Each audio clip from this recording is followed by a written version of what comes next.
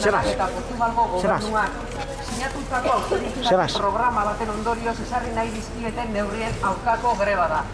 Neurri hauen artean ondo ezagutzen ditugunak guk eta Europako beste herrialde batzuetan ondo ezagutzen dituztenak, Grezian adibidez. Baina bakuak diren soldaten murrizketa, pentsioen murrizketak, lan orduen gehitzea, IVA eta lanaren etekinen gaineko zergak igotzea, famili laguntzak kentzea, eta bar. Hitz gutxitan esan da, langileen eskubideen eta gizarte orokorraren aurkako neurriak dira. Neurri hauen aurka ateratzen dira gure lagun portugaldarrak grebara. Guk gure elkartasuna eta babesa adierazi nahi izan diegu gaurko ekitaldiarekin. Momentu berean, Galizian, Vigon eta Ourensen, Zigako sindikalistak gauza bera egiten ari dira. Elkarteak egiten ari dira konsuladu portugaldarren aurrean. Horretarako guk gutxi bat prestatu dugu Portugalgo langileen aldarrikapena jasotzen dituena eta hemen konsuladuan aurkeztu dugu guztun hori. Bertako gobernura paseak izateko.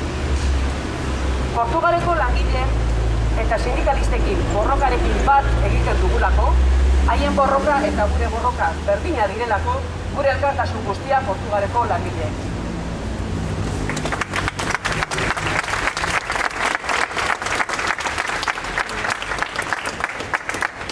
Pues en resumen, mañana 24 de noviembre los trabajadores, millones de trabajadores en Portugal van a secundar o están llamados a secundar una huelga general llamada por los sindicatos portugueses. Un nuevo plan de austeridad les pretende imponer nuevos recortes del estilo de los que se están imponiendo en otros países de Europa como Grecia. Recortes que suponen bajar salarios ya muy bajos, pensiones ya muy bajas, seguir machacando a la clase trabajadora, seguir incrementando los impuestos que paga la clase trabajadora, recortar los beneficios sociales, etcétera, etcétera. Un montón de medidas que van en contra no solo de los derechos de la clase trabajadora, sino de la sociedad en general.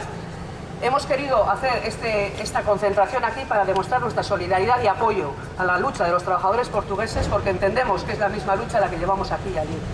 En el mismo momento, ahora, en Galicia, en Vigo y Ourense, los compañeros de la CIGA están realizando las mismas concentraciones y la entrega de carta, como nosotros hemos hecho ante los consulados portugueses. Porque la lucha de los trabajadores y trabajadoras de Portugal es la misma lucha que la que llevamos los trabajadores y trabajadoras en Euskal Herria, toda nuestra solidaridad con la huelga de mañana de Portugal.